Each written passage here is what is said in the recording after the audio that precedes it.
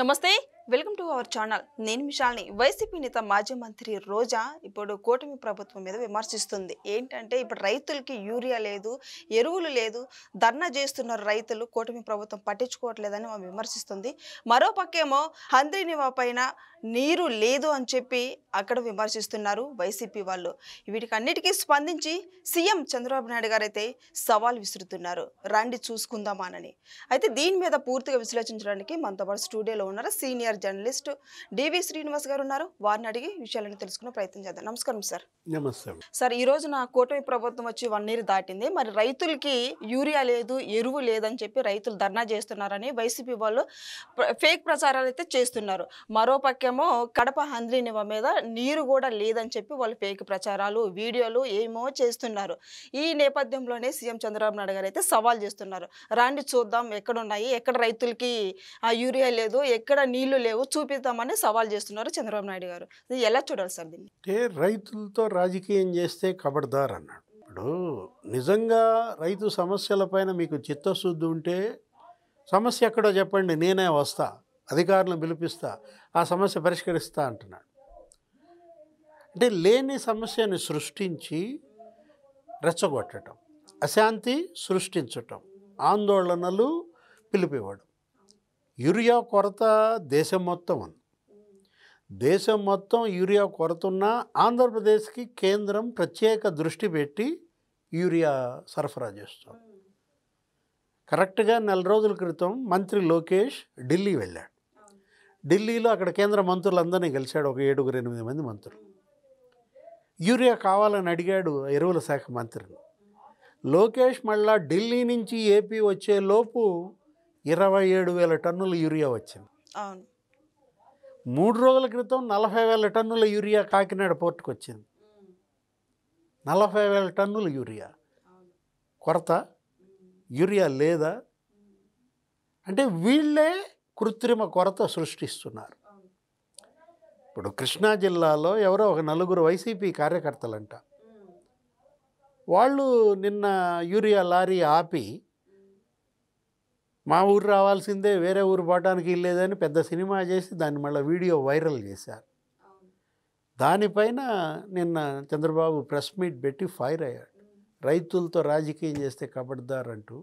ఇప్పుడు ఒకటి, ఎవరా 4 వెల్లంపల్లి అనుచరుల, దేవినేని అవినాష్ మనుషుల? అంటే ఒక ఫేక్ వీడియోస్, ఫేక్ ప్రచారం. అటు సంక్షేమ పథకాల మీద అలాగే చేస్తున్నారు, ఇటు ఈ అభివృద్ధి కార్యక్రమాల మీద అలాగే చేస్తున్నారు. ఇప్పుడు ఇది ఒక పెద్ద భూతంలాగా ఉంది. ఇప్పుడు ఈ భూతాన్ని ప్రజలు ఏం చేశారు? శిక్షించారు, భూతాన్ని పాతేశారు. వైఎస్ఆర్ కాంగ్రెస్ పార్టీని 151 నుంచి 11 సీట్లకు తెచ్చారు, అయినా భూతం లేస్తుంది. ఇప్పుడు ఏపీఎండిసి ఉంది, మైనింగ్ డెవలప్మెంట్ కార్పొరేషన్, వాళ్ళు నిధుల సమీకరణ పెట్టుకున్నారు. రాష్ట్రానికి నిధులు తీసుకురావడం కోసం ఒక 7,000 కోట్లు బాండ్స్ అమ్మాలని చూస్తే 200 మెయిల్స్ పంపారట. బాండ్స్ కొనబాకండి అని చెప్పి ఎవడో జర్మనీ నుంచి ఉదయ్ భాస్కర్ రెడ్డి, ఎవరతను బొగ్గన్ రాజేంద్రనాథ్ రెడ్డి చుట్టం అంట, ఓడిపోయిన ఆర్థిక మంత్రి చుట్టం. అంటే ఎట్లా? ఇప్పుడు వాళ్ళు 7,000 కోట్లు అమ్మాలనుకున్నా 9,000 కోట్లు అమ్మారు, అది వేరే విషయం. ఆ మెయిల్స్ పనిచేయలేదు, కానీ అడుగడుగున అడ్డంకులు. వీళ్ళు సింగపూర్ వెళ్ళారు, ముఖ్యమంత్రి చంద్రబాబు ఆధ్వర్యంలో 3 మంత్రులు లోకేష్, నారాయణ, భరత్, ఈ బృందం సింగపూర్ వెళ్ళి జగన్మోహన్ రెడ్డి మిమ్మల్ని ఇబ్బంది పెట్టాడు, మీ మీద అవినీతి ముద్రేశాడు, అది తప్పు, మీరు మళ్ళా రండి, ఆంధ్రప్రదేశ్ అభివృద్ధిలో భాగం పంచుకోండి, రాజధాని నిర్మాణానికి మీరు రాకపోయినా కనీసం లాజిస్టిక్స్ డెవలప్మెంట్ చేయటానికి భారతదేశంలో మీరు ఇప్పుడు 80% పెట్టుబడులు పెడుతున్నారు, అందులో 25% ఏపీలో పెట్టండి అని వీళ్ళు అడుగుతుంటే వాళ్ళకి మెయిల్స్ పంపారు. సింగపూర్ ప్రెసిడెంట్కి, సింగపూర్ ప్రధానికి, సింగపూర్ మంత్రులకి ఇక్కడికి రావద్దు అని. ఇప్పుడు యూట్యూబ్ అకాడమీ ఏపీలో పెట్టమని చంద్రబాబు జూమ్ కాన్ఫరెన్స్ తీసుకున్నాడు. ఆ యూట్యూబ్ వాళ్ళతో ఈ గూగుల్ నీల్ మోహన్తో జూమ్ కాన్ఫరెన్స్ తీసుకుంటే వాళ్ళకి రీట్వీట్ చేశారు. మీ ఫిమేల్ ఎంప్లాయీస్కి అమరావతిలో భద్రత లేదు, హైదరాబాద్లో పెట్టుకోండి. అంటే వీళ్ళు అసలు ఎలాంటి వాళ్ళు? అందుకే నిన్న ఆయన అంత ఫైర్ అయింది. సీఎం చంద్రబాబు ఎప్పుడూ లేనట్టుగా ఉగ్ర రూపం నిన్న. మీరు మనుషుల పశువులా అన్నాడు. ఒక్కటే ఒక మాట. ఇంకా అంతకన్నా ఏం కావాలి? ఏది మీరు ఇప్పుడు ఇవాళ ఒక పశువుల్లాగా, పశువులంటే నీకు అది రోగ్ ఎలిఫెంట్స్ ఉంటాయి, మదం ఎక్కిన ఏనుగు దాన్ని పట్టుకోవటం కష్టం. అదేంటి, అదే యాక్చువల్గా చెరుకు తోటలు ధ్వంసం, అరటి తోటలు కూలేస్తుంది. అటు కుప్పంలో ఇటు శ్రీకాకుళంలో వాటి బెడద ఎక్కువ. వాటి కోసమే పవన్ కళ్యాణ్ కర్ణాటక సీఎం సిద్ధరామయ్యని కలిశాడు. కుంకి ఏనుగులంట ఏ ఉన్నాయి మీ దగ్గర, ఇవ్వండి మాకు కొన్ని, మా మదపటి ఏనుగుల్ని కంట్రోల్ చేయడానికి అని అడిగాడు. ఆయన ఇచ్చారు, కొన్ని కుంకి ఏనుగులను కూడా వదిలారు. ఇప్పుడు కూడా మరి ఈ రోగ్ ఎలిఫెంట్స్గా ఉన్న ఈ వైఎస్ఆర్ కాంగ్రెస్ పార్టీని, ఈ నాయకుల్ని కంట్రోల్ చేయడానికి పవన్ కళ్యాణ్ ఆయనే కుంకి ఏనుగు అవుతాడా? అంటే ఎలా వీళ్ళని అదుపు చేయాలి? అరే రే రే అసలు ఇప్పుడు మీరు చంద్రబాబు మొన్న అక్కడ నీళ్లు వదిలాడు, కుప్పానికి నీళ్లు, జలహారతి, అసలు అక్కడంతా పండగ చేసుకుంటున్నారు. హంద్రీ నీవా సుజల స్రవంతి 14 నెలల్లో 1000 కోట్లు ఖర్చు పెట్టారంట. ఆ మెయిన్ కెనాల్ కంప్లీట్ చేసి లైనింగ్ పూర్తి చేసి నీళ్లు వదిలితే వీళ్ళల్లోనే ఎవడో ఒకడిల్లా మోటార్ చెడగొడతాడు. చంద్రబాబు వెళ్ళిపోయాడు, నీళ్ళు ఆగిపోయినాయి అని మళ్ళీ ఒక వీడియో వదులుతారు. అప్పుడు జగన్ చేశాడు అలా. ఏదో గేట్లు, ఫేక్ గేట్లు అంట. ఆ జగన్ విమానం ఎక్కకముందే, అదే హెలికాప్టర్ ఎక్కకముందే ఆ గేట్లు ఎత్తిపోయారంట. ఏదో ట్యాంకర్లతో నీళ్లు పోసారని అప్పుడు మామూలుగా ఒక పెద్ద జోక్, అది కథలుగా చెప్పారు. జగన్ అసలు మళ్ళా తాడేపల్లి వచ్చేసరికి ఆ నీళ్ళు ఇంకిపోయినాయి అన్నారు. అంటే అట్లా మమ్మల్ని బదనాం చేశారు కాబట్టి ఇప్పుడు నిన్ను కూడా ఇట్లా బదనాం చేస్తామనా? అందుకే ఆయన అంత సీరియస్ అయింది. ఇప్పుడు నేను నీళ్లు వదిలిపెట్టాను, మరి ఏ ముఖం పెట్టుకుని జలహారతి ఇచ్చాడు పులివెందుల్లో జగన్ అని అడిగాడు.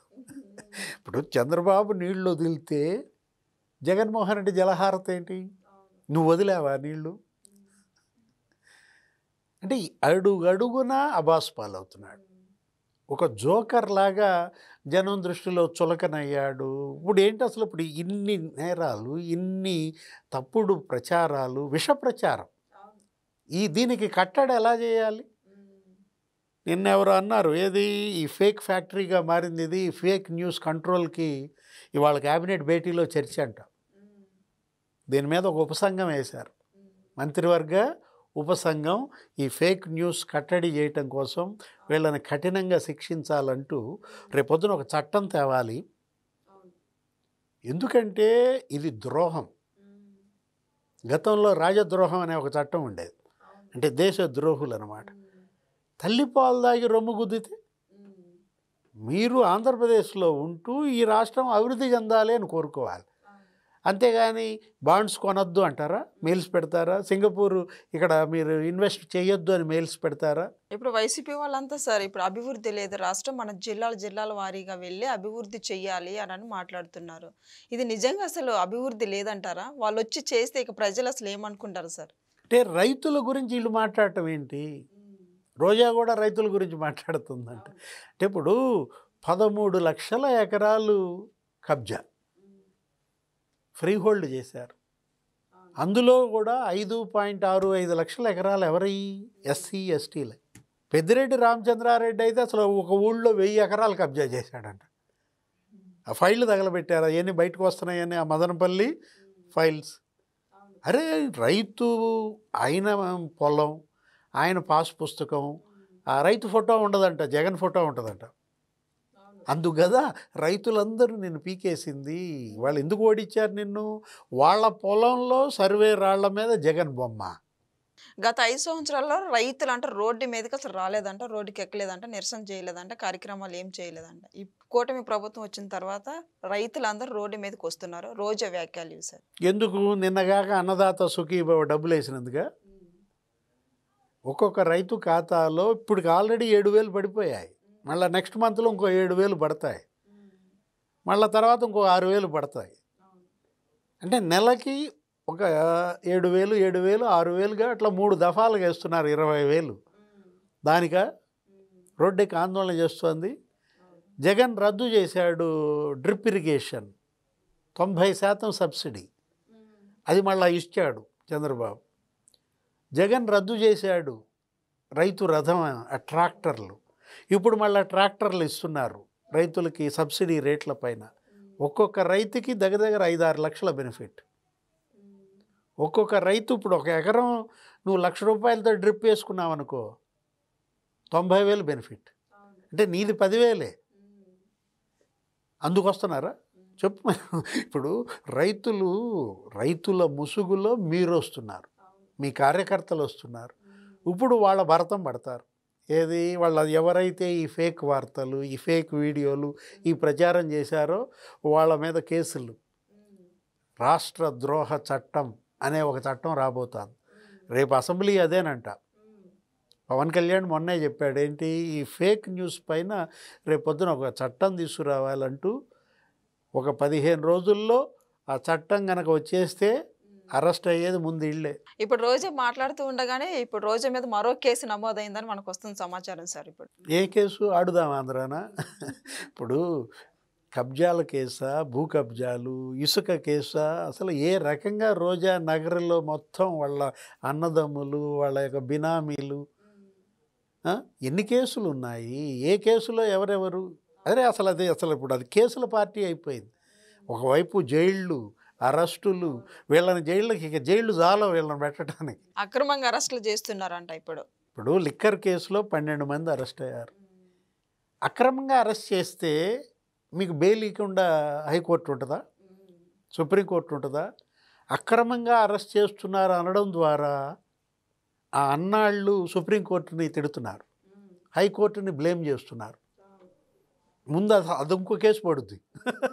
ఒక రకంగా చెప్పాలంటే మీరు క్వాష్ పిటిషన్ వేశారు, బెయిల్ పిటిషన్ వేశారు. మీరు వేసిన పిటిషన్లన్నీ ఈ కోర్టులు తిరస్కరించాయంటేనే అది సక్రమం, ప్రైమా ఫేసి ఉంది, ప్రాథమిక సాక్ష్యాధారాలు ఉన్నాయి కాబట్టే మిమ్మల్ని కొట్టేశారు కేసులన్నీ కూడా. అసలు అతన్ని ఎందుకు అరెస్ట్ చేయలేదని అడిగింది ఒక కేసులో. పిఎస్ఆర్ ఆంజనేయులను ఎందుకు అరెస్ట్ చేయలేదు అని ఎవరు అడిగారు? కోర్టులు అడిగాయి.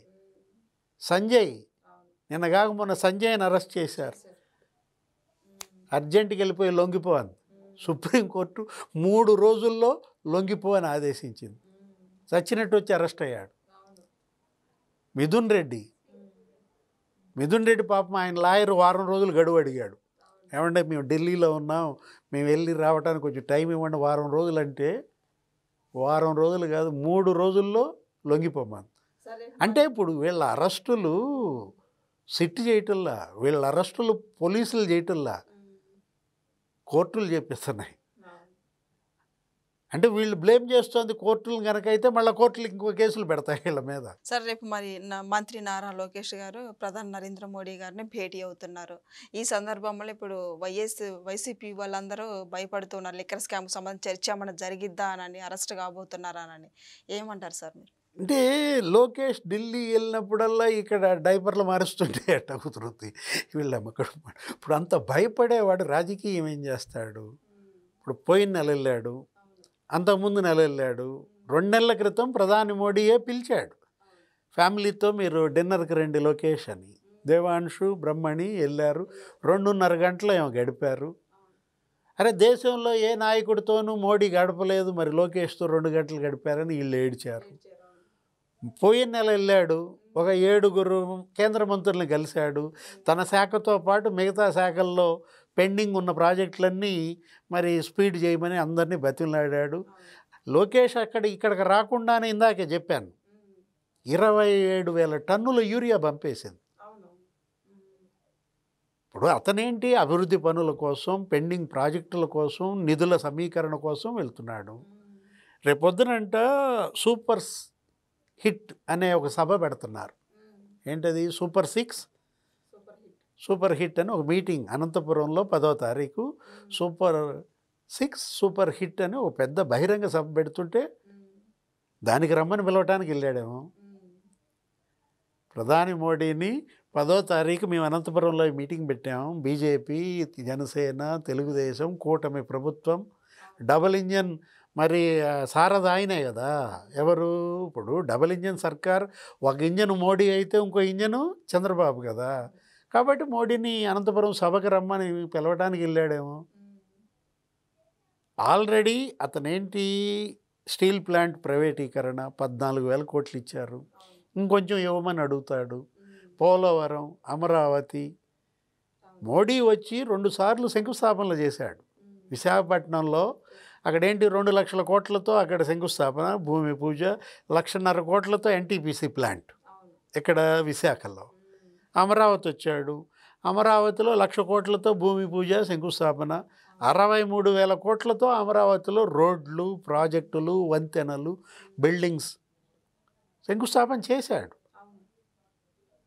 అంతకుముందు మళ్ళీ విశాఖ వచ్చాడు. ఏంటది, యోగా సదస్సు. ఏదో యోగా సదస్సు. అసలు అప్పుడు అయితే అసలు లోకేషే మొత్తం అది సక్సెస్ చేశాడు.